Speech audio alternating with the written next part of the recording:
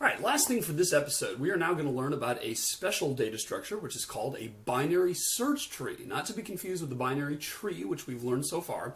A binary search tree is, get this, a special kind of binary tree.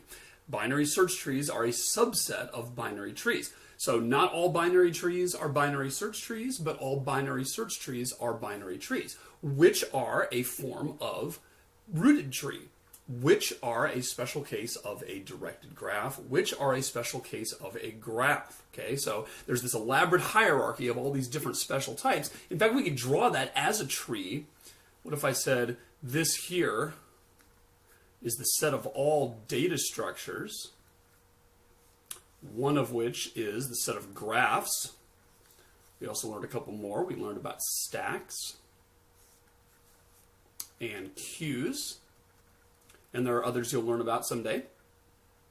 Graphs, we know all graphs are either undirected or directed, depending on whether they have arrowheads on their edges. We know that one form of a directed graph is a rooted tree, and one special kind of an undirected graph is a free tree. And we know that a rooted tree, one special case of a rooted tree is a binary tree. And one special case of a binary tree is a binary search tree, which we'll use the initials BST for. So it's interesting that there's all these different special cases, and that's kind of a meta moment, right? We used a tree in order to illustrate all the different kinds of trees and graphs that are related to each other. So, fun fact. All right. Binary search trees, wow, are they powerful? And this is going to rock your world at the end of this segment when I sort of illustrate just how powerful they are. But first, let's define them and figure out how to use them, right? So here's the deal. A binary search tree is a binary tree, which remember is a tree in which every node has at most 2 children, right? And those children are special in that there's a left child and a right child. It's not just that you have an indiscriminate number of children. There's a specific left and a right. A binary search tree is a binary tree which satisfies a certain property, the binary search tree property. And here's the binary search tree property. Every element in the entire left subtree of a vertex is less than that vertex, and every element in the whole right subtree of a vertex is greater than that vertex. And that is true for every vertex in the tree. If that property holds, then the binary tree is no ordinary binary tree. It is also a binary search tree.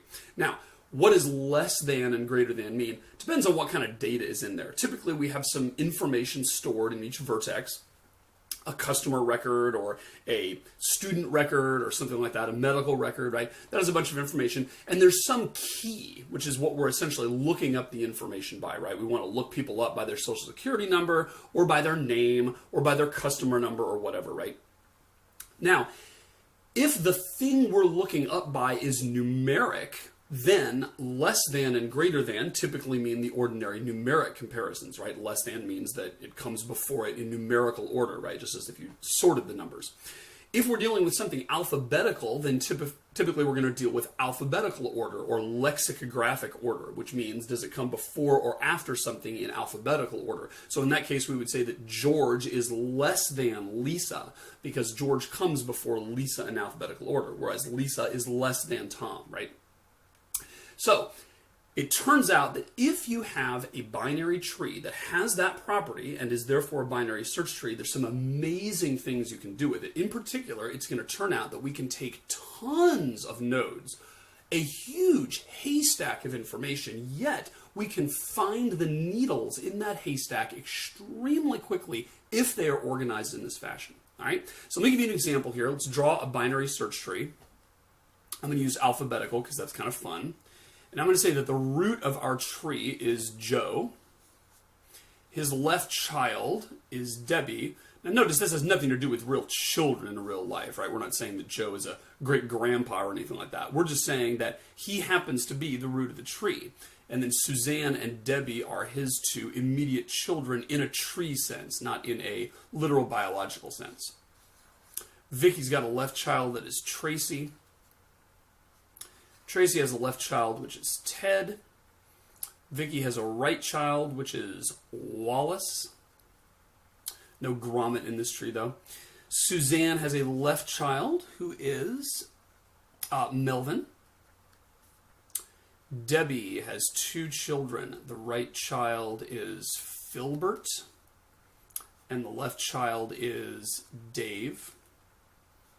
Dave's left child is Alan, and Alan's right child is Bruce. Dave's right child is Dawn. And Filbert has got Dawn spelled a different way, a male Dawn.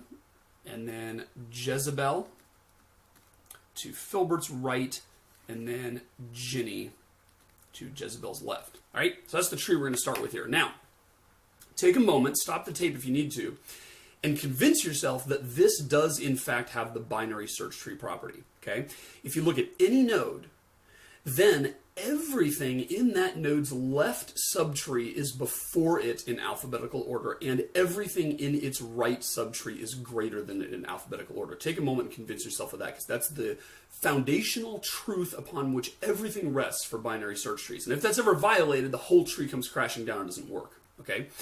Notice, by the way, that my statement is very strong, and students often mess this up, right? So let's take a look at Joe for a second here, right? When I say that everything in the left subtree is less than Joe, which means it comes before Joe in alphabetical order, I do not merely mean that Debbie comes before Joe. That's what students often look for. They say, well, you know, Debbie comes before Joe in alphabetical order, Suzanne comes after, then we're all good, okay? That is not true. Everything in the entire left subtree, which remembers this whole thing right here, has to come before Joe. Even these things kind of flirting with the edges of Joe here, like Filbert and Jezebel and Ginny. And if you double check that, you'll see that it is the case, but that must be the case in order for it to be a valid binary search tree. Another sort of heads up here is that, remember, when I say the left subtree, I mean everything under the left child, right? It doesn't matter physically where it's positioned. So in particular, if you look at Suzanne here, and you compare that to Ted, Ted is required to come after Suzanne in alphabetical order, because Ted is a child of Suzanne's right, not left, but right subtree. And Ted does in fact fulfill that requirement. The reason I mention that is because, you know, Suzanne is kind of here horizontal-wise, whereas Ted is kind of off to the left. And when you draw these trees and they have a lot of nodes, typically you'll end up drawing a few like that just because they end up overlapping and you draw it sort of sloppy. But don't fall into the trap of thinking that Ted is on the left side of Suzanne in reality. He's not. He's on the right side of Suzanne. It just, he turned out to be left horizontal-wise because Vicky had a lot of left-hand children, right? All right, so that is the binary search tree. And the thing that's amazing about a binary search tree, and at the end of this episode, we will see just how amazing it is. And it is mind-blowing, and every time I sort of describe how amazing it is, I have to sort of double clutch and say, whoa, am I saying it right? Is it really that awesome? And yes, it's really that awesome.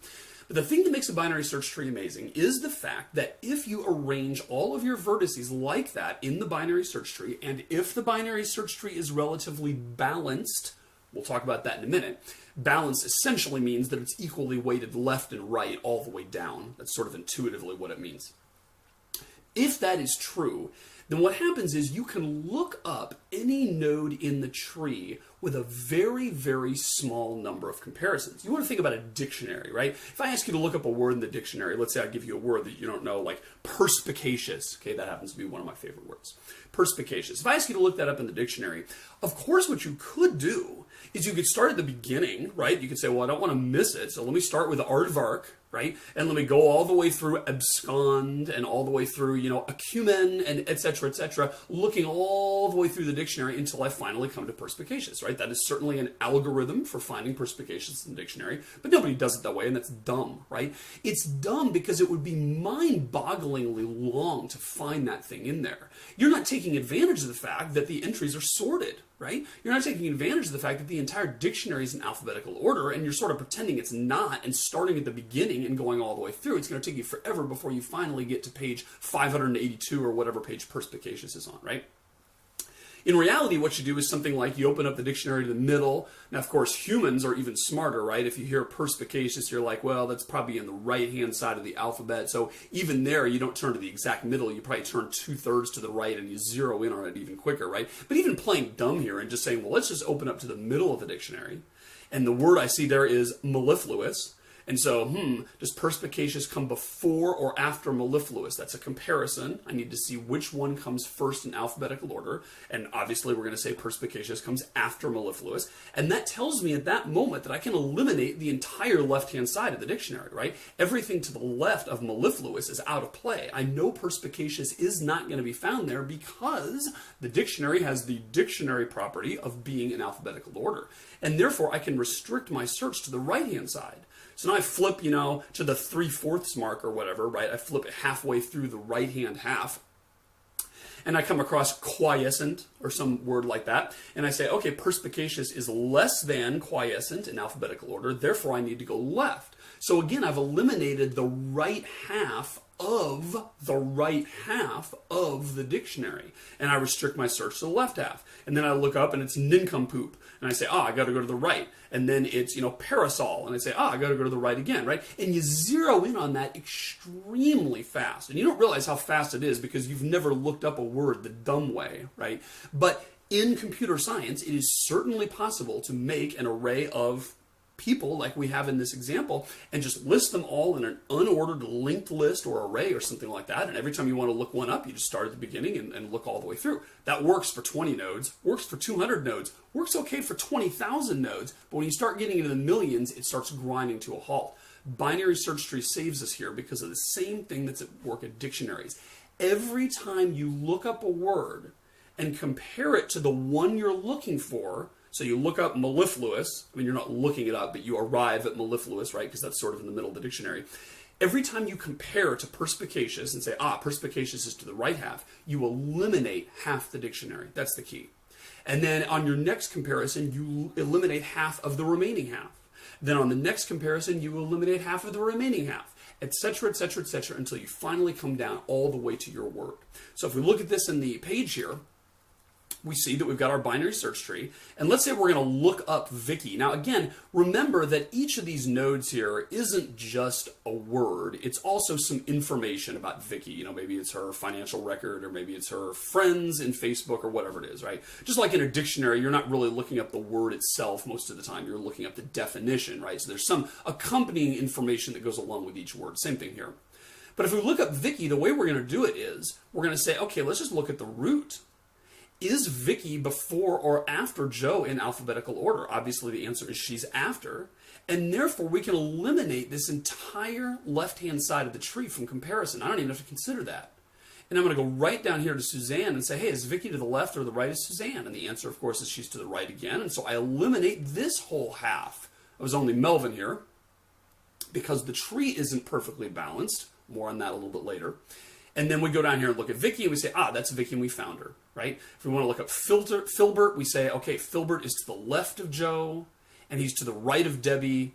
There he is. If we look up Bruce, we say Bruce is to the left of Joe and he's to the left of Debbie and he's to the left of Dave and he's to the right of Alan and therefore is Bruce, right? So it's very easy to see that any node that's in this tree we can find simply by going down to the bottom of the tree. Now again, the thing that makes a binary search tree powerful is the fact that the number of nodes is exponentially related to the height of the tree, if it's a balanced tree, okay? Exponentially related, which essentially means that I can have hundreds, thousands, millions, billions, even trillions of nodes in my tree, and yet the height of it isn't going to be that big. You would be shocked at how small the height is of a tree with 1 trillion nodes. It's like 30, 35, right? Nothing big. And doing 30 or 35 computers, comparisons rather, that's nothing in computer time, right? Comparing through trillions of nodes looking for Vicky would take forever, right? On average, you're going to have to look through half of them. You might get lucky and Vicky might be in the first half, or she might be even really close to the front, but on the other hand, you might get unlucky and she might be towards the back, right? So if you're just looking through a list that's unordered, you're on average going to have to look at half of them.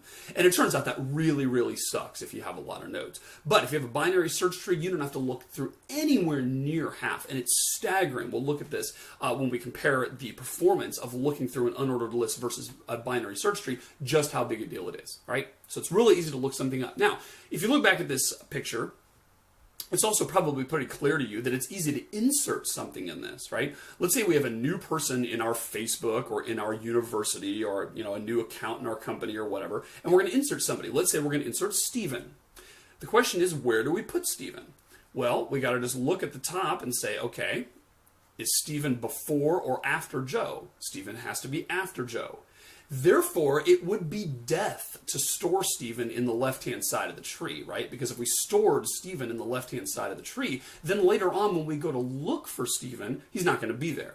So we have to store Stephen in the place we're going to look for him later, which of course means the right hand of the tree. Is Stephen less than or greater than Suzanne? Obviously, Suzanne is greater than Stephen, right? ST comes before SU, so we're going to go to the left. Is Stephen before or after Melvin in alphabetical order? He is after, and therefore we're going to put him right here. So notice, whenever we insert someone into a binary search tree, that person will become a leaf. The person filters all the way to the bottom, right? Percolates to the bottom of the tree, and then becomes the leaf in exactly the place that we will look for him later. Let's insert some other Davies family members. Let's insert Ray, R-A-E.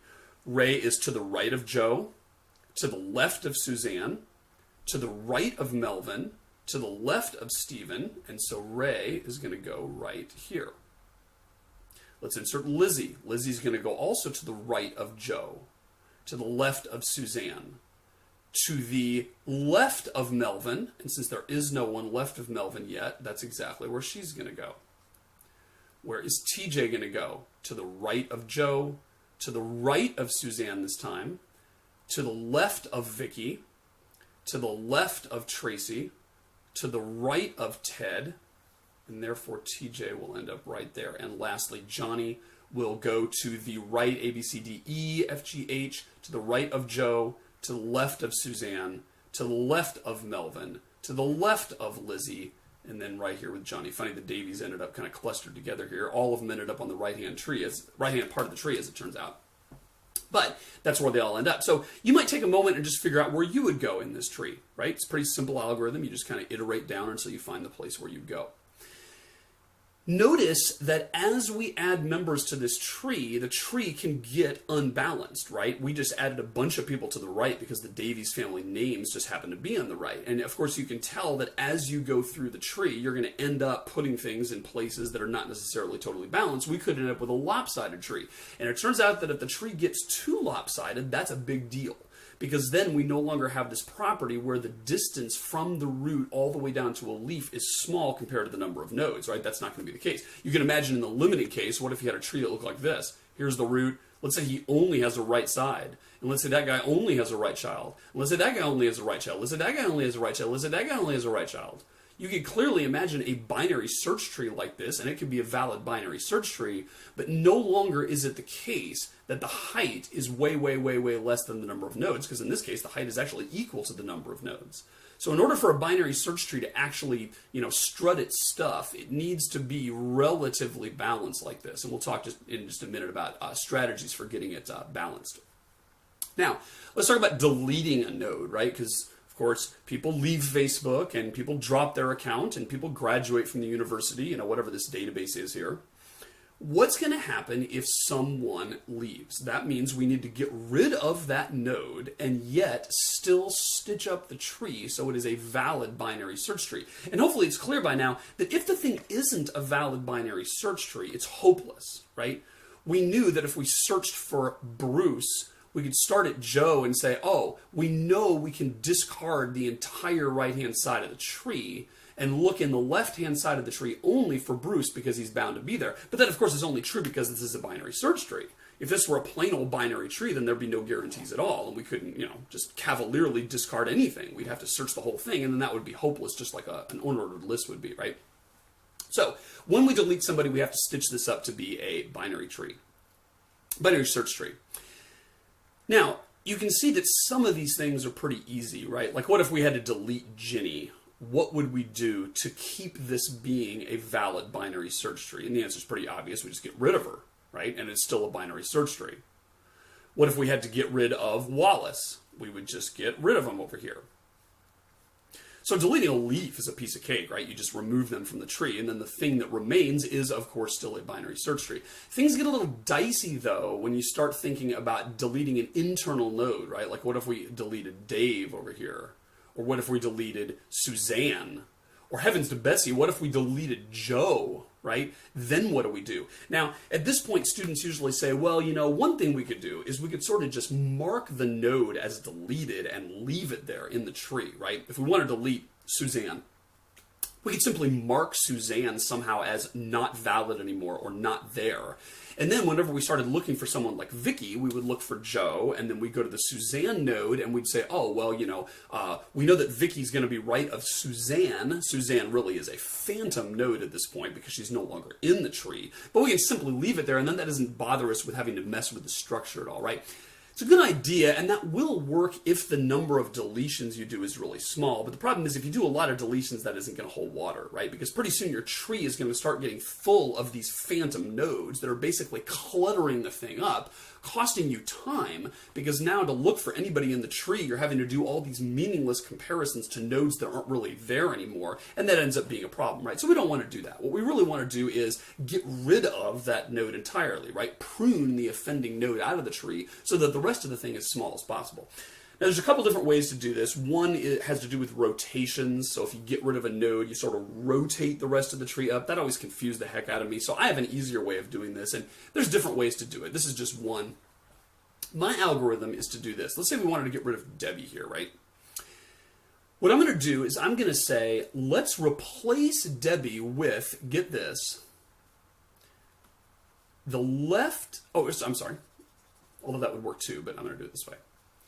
The rightmost child, or actually I'm not going to say child, it's really descendant is what I mean to say. The rightmost descendant of the left subtree. Or equivalently, I could look at the leftmost node of the right subtree. Either one works. I just find this one easier to think about for whatever reason. Okay? The rightmost descendant of the left subtree. And what we're going to do is simply replace Debbie with him or her. So we're going to promote that person, so to speak, in that we're going to move them higher up in the tree. Now, here's why that works. In fact, first let's figure out who this is, right? So who is the rightmost descendant of Debbie's left subtree? Take a minute and figure that out.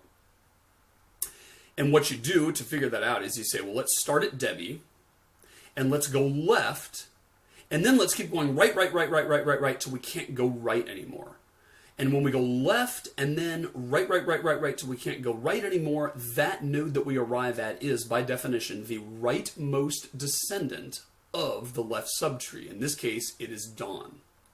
And what we're going to do is simply replace Debbie with Dawn. So I'm going to take Debbie here, and I'm going to say, well, forget about Debbie. We're going to take her out of the tree. But we don't have to worry about, stitching the tree back together or doing any complicated surgery here, because we can just put Dawn right here.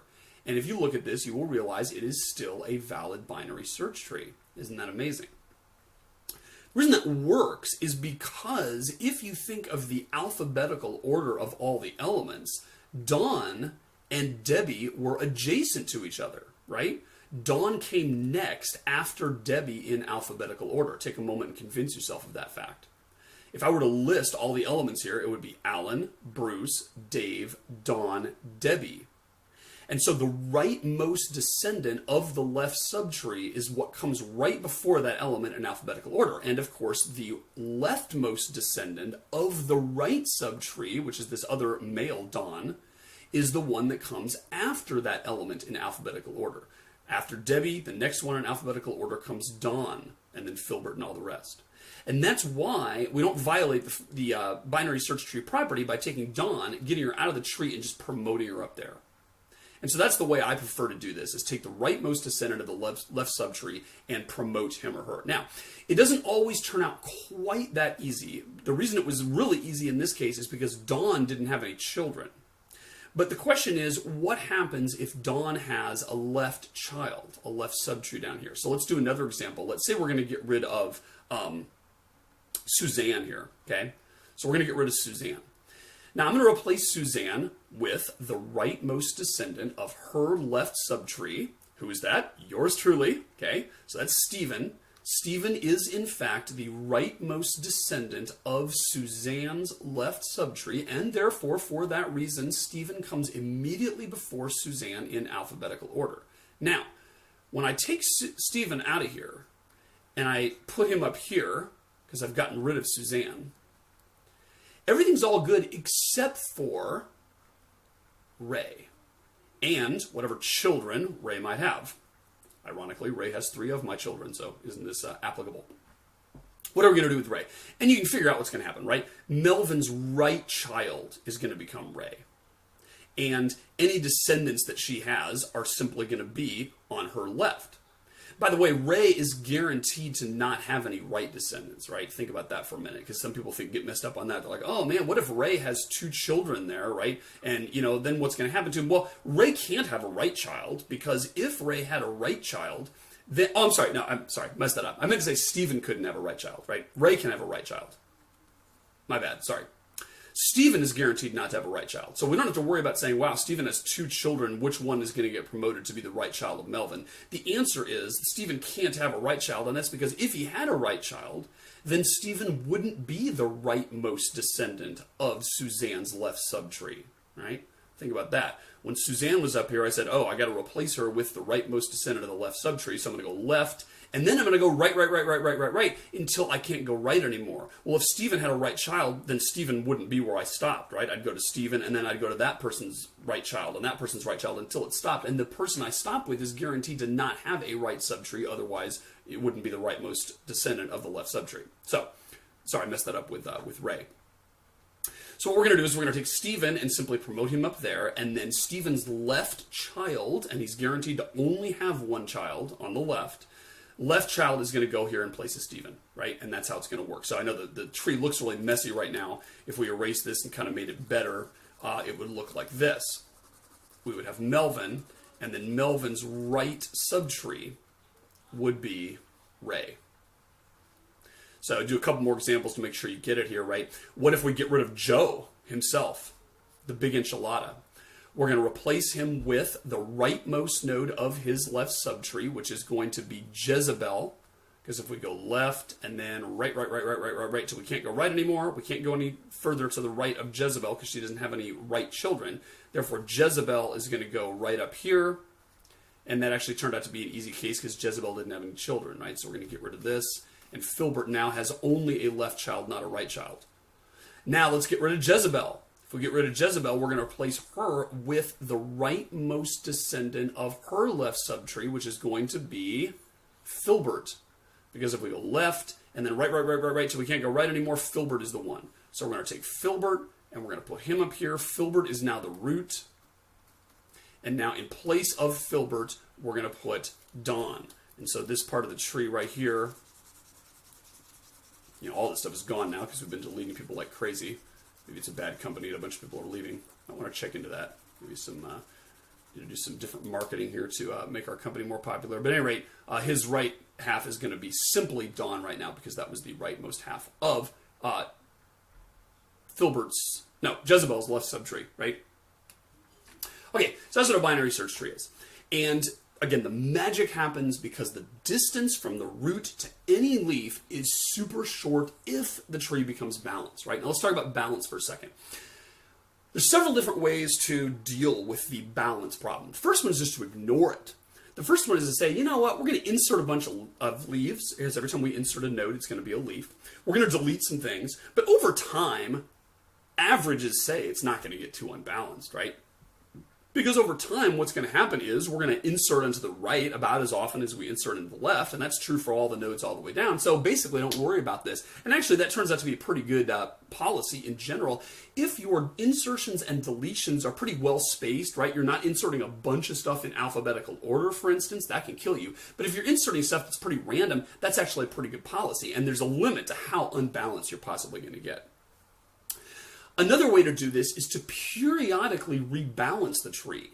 So what you can do is you can maintain your binary search tree that's keeping track of all your stuff. And then every once in a while you can say, at the end of every day or maybe at the end of every month, right, we're keeping track of some website with a bunch of customers. We're just going to say, let's go offline for an hour and let's just rebalance our data structure. Let's rebalance our binary tree. And all you got to do is say, well, let's take everything and let's just put it in alphabetical order, and then let's insert first the middlest element in alphabetical order, right? Because the thing we want at the top really is the thing that's in the middle from A to Z. And then we'll insert the 1/4 point and the 3/4 points, because we really want those to be our top two children of the root.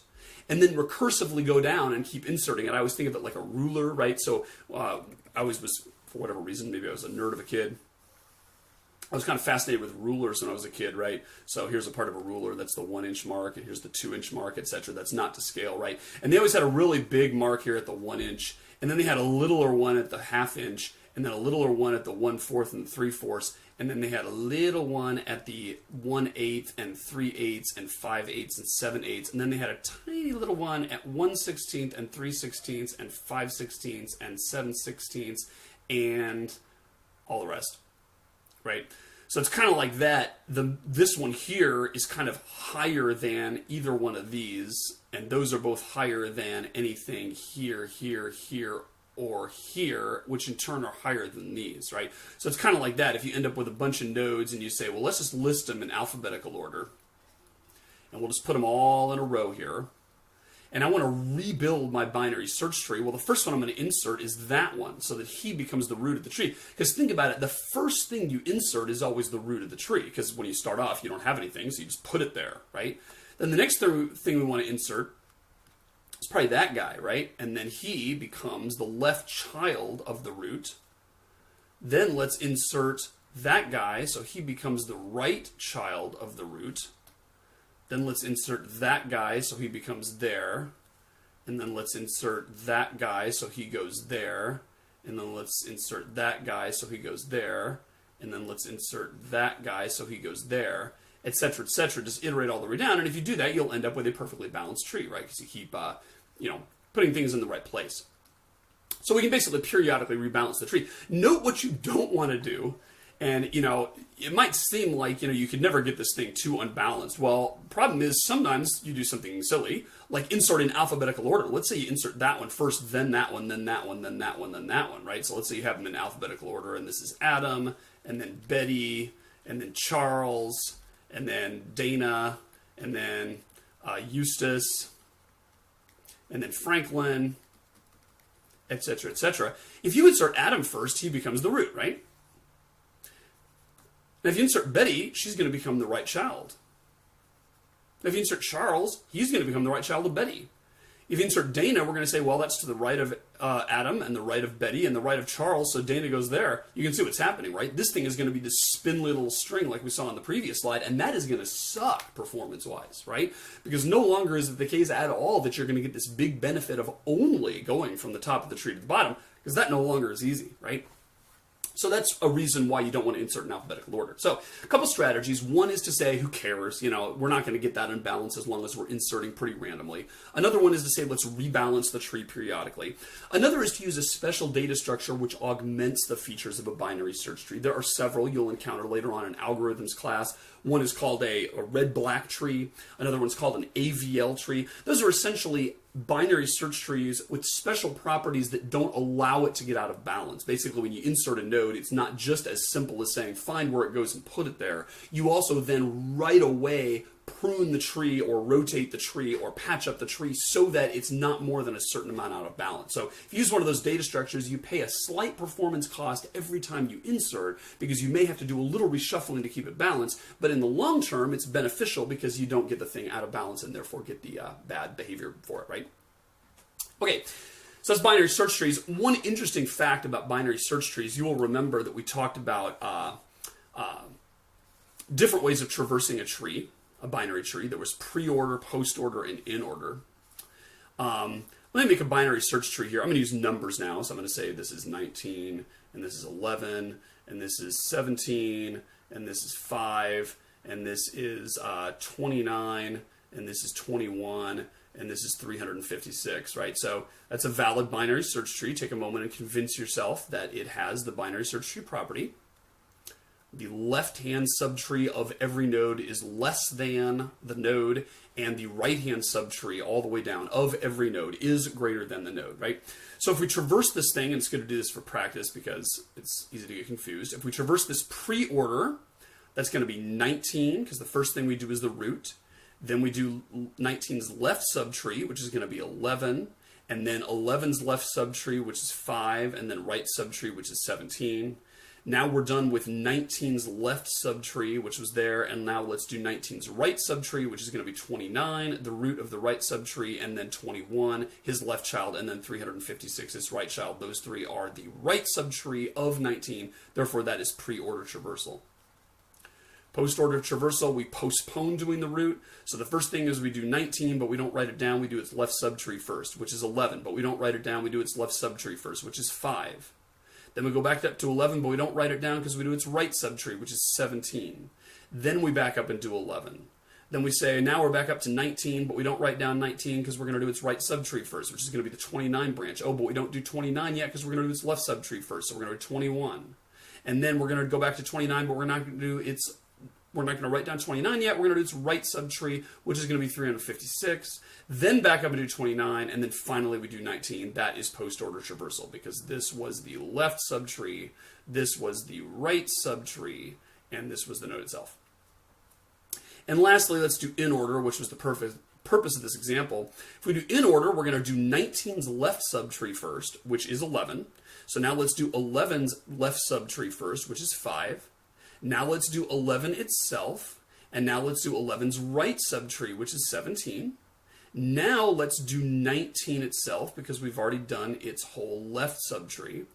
And now let's do 19's right subtree, which is 29, but we don't write it down yet because we do its left subtree first, then the node itself, then the right subtree, and this whole thing was 19's right subtree, right? Now the reason I bring this whole thing up is because look at that. It's in order. Get it? So if you traverse a binary search tree, certainly not a binary tree in general, right? But a binary search tree in order, then the nodes come out in order, right? Hence the name in order traversal. So, fun fact, and also a good sanity check to make sure that you have satisfied the binary search tree property when you look at something like that, right? Great. Well, let's do some quick review. So here's a picture here I got on the screen. Is this a valid graph? The answer is no, because in a graph, every edge must connect exactly two vertices. This one over here is sticking up like somebody's hair who needs to get a haircut, and therefore it's not a valid graph. Let's trim that. Is it a graph now? The answer is yes, it is. It is a set of vertices and edges connecting them. Is it a tree, though? The answer is no, because we've got this guy hanging out here not connected to anything. Remember that a tree is required to be completely connected, meaning every node is reachable from every other node. The 95 prohibits that. So let's get rid of it. Is it a rooted tree now? The answer is still no, because there's a cycle. Notice you can go from 10 to 16 to 17, back up to 10, around in a ring like that. A tree is prohibited from having cycles. Let's get rid of that edge then. Is it a rooted tree now? The answer is still no, because we've got a cycle over here, 121 to 31 to 68 to 96 and back. Another way of saying that cycle thing, by the way, is that every node must have one and only one path back to the root. And you notice that if we start with 70 and examine its ancestry, we would go to 68, but then 68 has two parents, and you can't have two parents in a tree. Therefore, this is also not a rooted tree. Let's get rid of that edge. Is it a rooted tree now? And the answer is yes. At last, we have a tree. Is it a binary tree, though? The answer is no, because in a binary tree, every node can have at most two children, and this one here, like moi, has 3 children. Let's get rid of that middle one here, and now there is, in fact, a left and right child of 121. Now is it a binary tree? The answer is no again, because this guy over here, 215, has 3 children, 182, 195, and 185. Therefore, this is still not a binary tree. Get rid of that guy. Now do we have a binary tree? And the answer is yes, because every node has exactly 2 elements, which is what is required for a binary tree.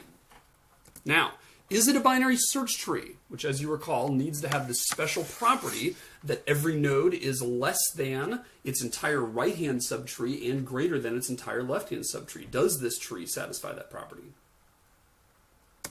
The answer is no. You can tell that right off the bat, right? 121 is in fact greater than 10. That's good, but it is not less than 96. Therefore, at the very beginning, this does not satisfy the binary search tree property. Let's change 121 to 21. Now does it satisfy the binary search tree property? The answer is still no, because over here on the right-hand side, we still have problems. We've got a 215, which is greater than 182, which is required, but is not is not less than 185. Therefore, this still does not satisfy the binary search tree property. So let's change that node, make it a 518. Now, at last, does this satisfy the binary search tree property? And the answer is no. This one gets a lot of students, especially because I think they tend to only look at the immediate children of each node.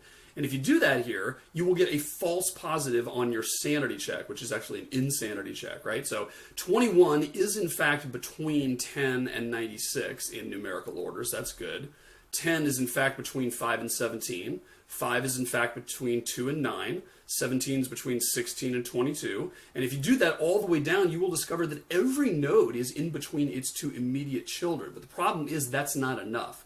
Take a look at 21 and compare it to 22.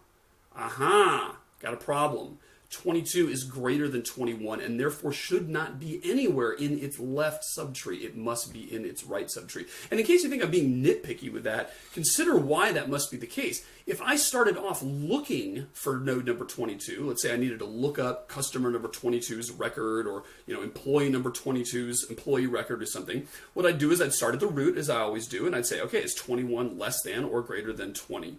Is 22 less than or greater than 21? And the answer is it's greater than 21, therefore I would go right. And I'd be out of luck, Chuck, right? Because 22 does not appear anywhere in the right-hand subtree as it should. I can no longer casually eliminate the entire left-hand subtree once I determine that I have something greater than 21 because it's not a binary search tree.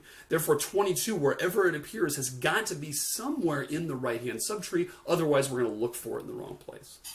All right, so let's change that 22 to a 20. Now, is it a binary search tree? And the answer is yes, it is. It now satisfies the binary search tree property. All right, now let's say we're going to insert some things. What would this binary search tree, now that we've established it is one, what would it look like after inserting a new node with number 999?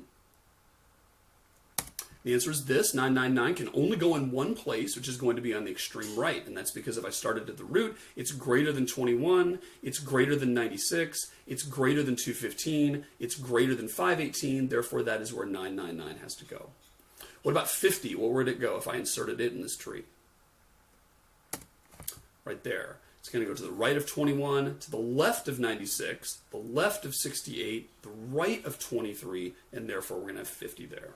Pretty easy. Let's do one more with number 11.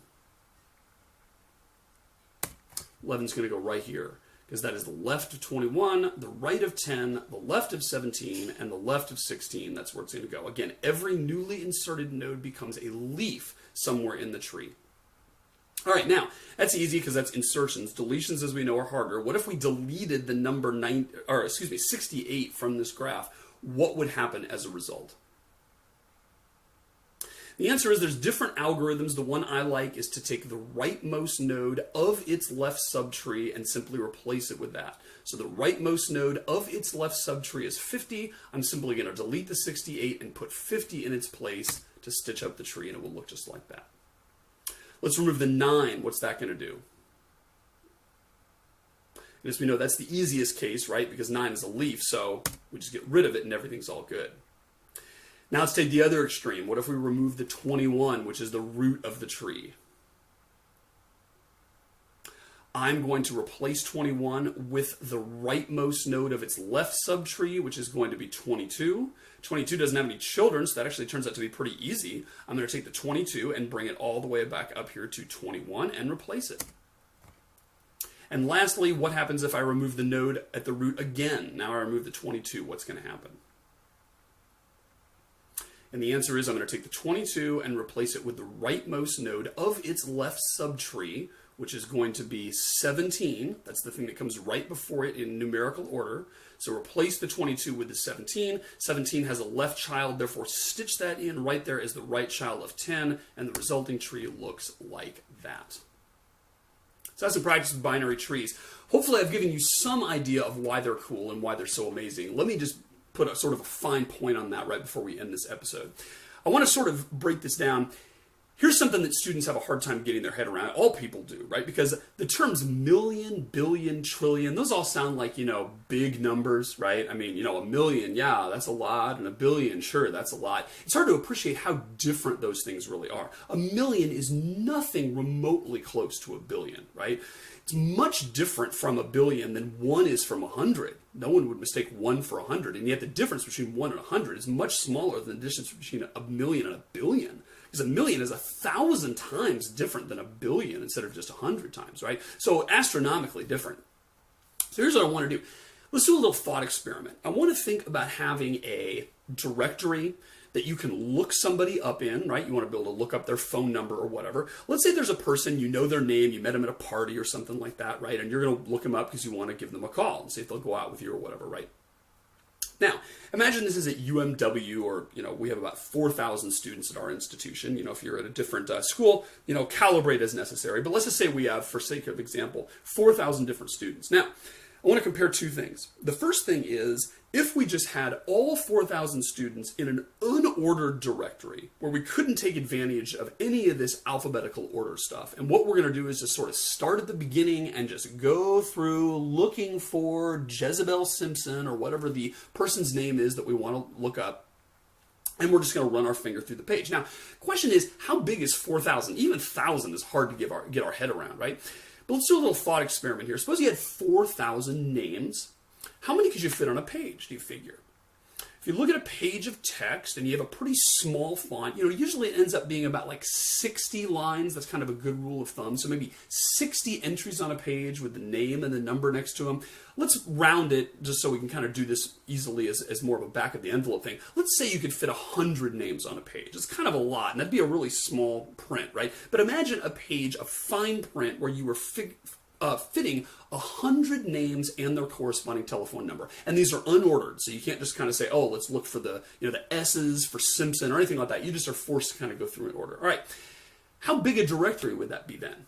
Well, we've got 4,000 names, and we can fit 100 per page. That means we're going to have 40 pages in our directory, right? So 40 pages, maybe either printed front and back, right? So you've got a little stapled thing. It's not too bad, right? Because if we do that and we sort of go through and we look, scanning down the page, on average, we're going to look at 20 pages. 20 pages of fine print. It's not so bad. On average, we're going to go through about 2,000 names, which is 20 pages front and back of fine print all the way down worth of names. All right, it's going to take us a while. Now think about what if we did this in a binary search tree, though. Imagine if we had a binary search tree and it was balanced. So up here we had sort of someone in the M's, right? Because we're doing this in alphabetical order now. And then over here we've got, the children, and over here we've got the children, and over here we've got the children of the children, and the children of the children of the children, right? This thing looks like this. Question is, how tall is this tree? What is the height of this tree? Because we know to find anybody, we're just going to have to go to the right, and then the right, and then the left, and then the right, and then the left. It's only the height of the tree that we have to go down. So the question is, if we are going to have a tree that is 4,000 nodes big, how tall is that tree going to be if it's balanced? Well, you remember that the number of nodes is kind of sort of equal to 2 to the height, right? I'm glossing over some details because there's a +1 in there and stuff. But if we just want to get a back of the envelope calculation, basically it's 2 to the height, which is going to give us a certain number of nodes. So the question is, how big does h have to be in order for n to be 2,000? Or equivalently, 2,000 is going to be approximately 2 to the what? What is h going to be?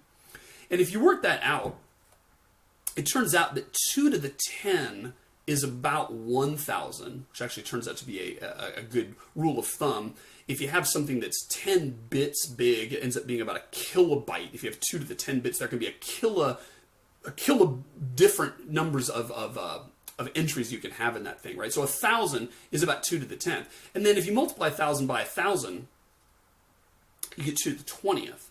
2 to the 20th is 1,000 by 1,000, so that's going to be 1,000,000, right? So that's much more than we would need. So if 2 to the 10 is 1,000, then we've got 2 to the 11 is about 2,000, right? Because 2 to the 11 is 2 times 2 to the 10th. Let me actually write that out because some students have trouble with that, right? 2 to the 11th is the same thing as 2 to the 1 times 2 to the 10. And therefore, if 2 to the 10 is about 1,000, then that means 2 to the 11 is twice that, or about 2,000. And then it keeps going up like that. So if we have 2 to the 12th, then that's going to be about 4,000. Actually, it turns out to be 4,096, I think, right? So the answer is 12. H is 12. So if you have a binary search tree that has 4,000 nodes in it, its height is going to be about 12, which means if you're looking up Jezebel Simpson and you're looking her up by means of an intelligent binary search tree, you only have to do 12 comparisons to find her. You only have to say, is she greater than or less than, in alphabetical order, Bob Miller? Okay, she's greater. Is she greater than or less than Sandra Thompson? Well, she's less. And so you keep going like that, and on average, you're going to have to go through only about 12 comparisons in order to find Jezebel Simpson, as opposed to going through 20 pages of fine print, right? So that's a pretty big win for a binary search tree. Now, when you start thinking of it as it gets bigger, though, it becomes more and more pronounced an advantage. So let's think about this. What if you found someone at a party and learned their name, right? And you had to look them up in a directory of the entire world, okay? The planet Earth. Now, let's just assume for a minute, which of course is not true. Let's assume everyone has a unique name, right? Of course, there's lots of people named John Smith. In fact, there's a lot of people named Stephen Davies, just how I spell it. There's actually a Facebook group, funny enough, called My Name is Stephen Davies, spelled exactly the way it is. And the only way you can be in that Facebook group is to have your name spelled exactly the way mine is, right? So kind of an interesting thing people do with their time.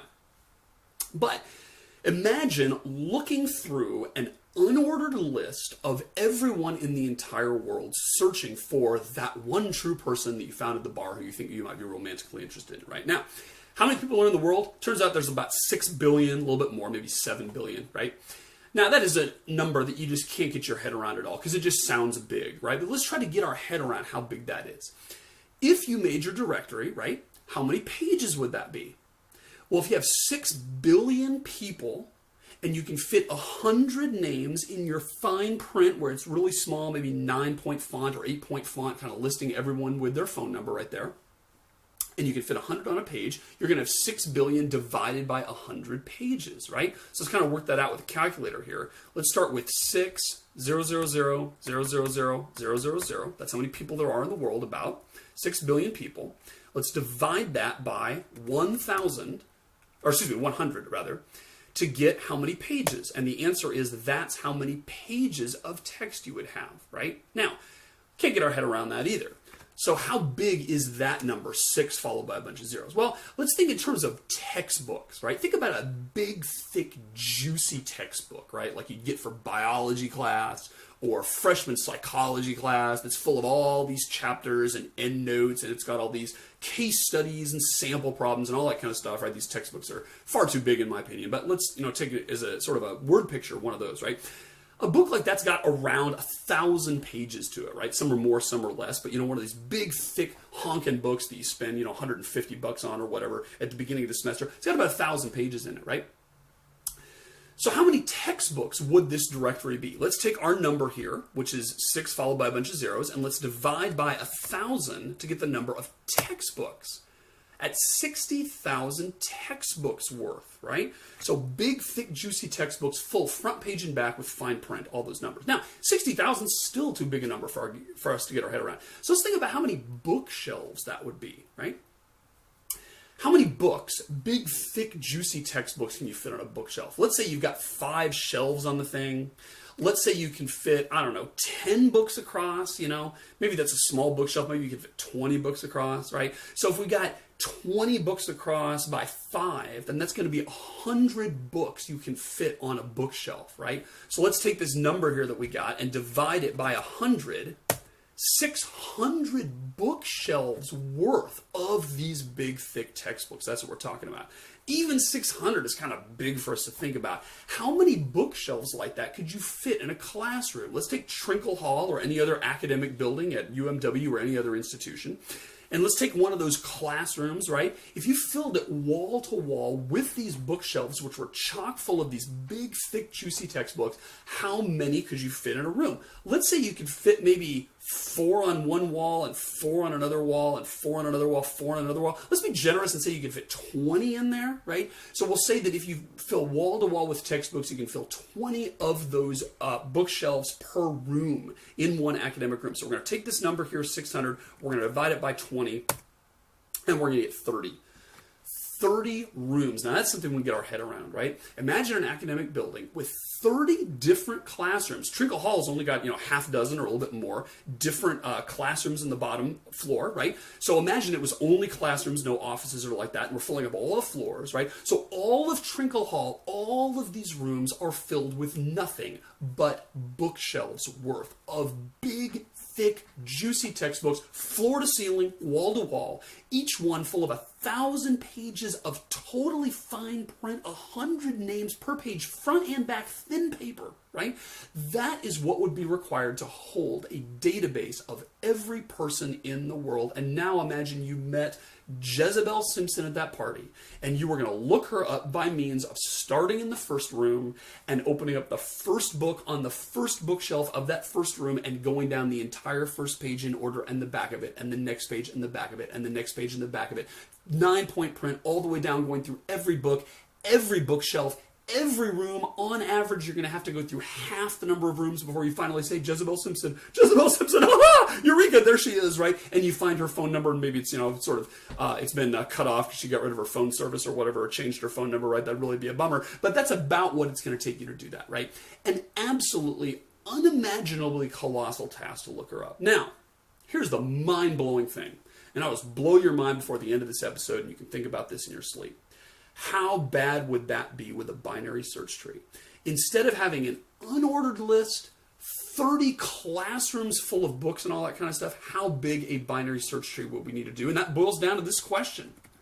We know we have 6 billion nodes. That's approximately equal to 2 to the what? That's the $64,000 questions, ladies and gentlemen. How big does H have to be to accommodate a tree that size? And here's the answer. We know that 2 to the 10 is about 1,000. We know that 2 to the 20 is the same as 2 to the 10 times 2 to the 10, right? So that is approximately equal to 1,000 times 1,000, which is going to be 1 million. So if we have a binary search tree that is only 20 high, that gives us 1 million nodes. What if we have one that is 30 tall?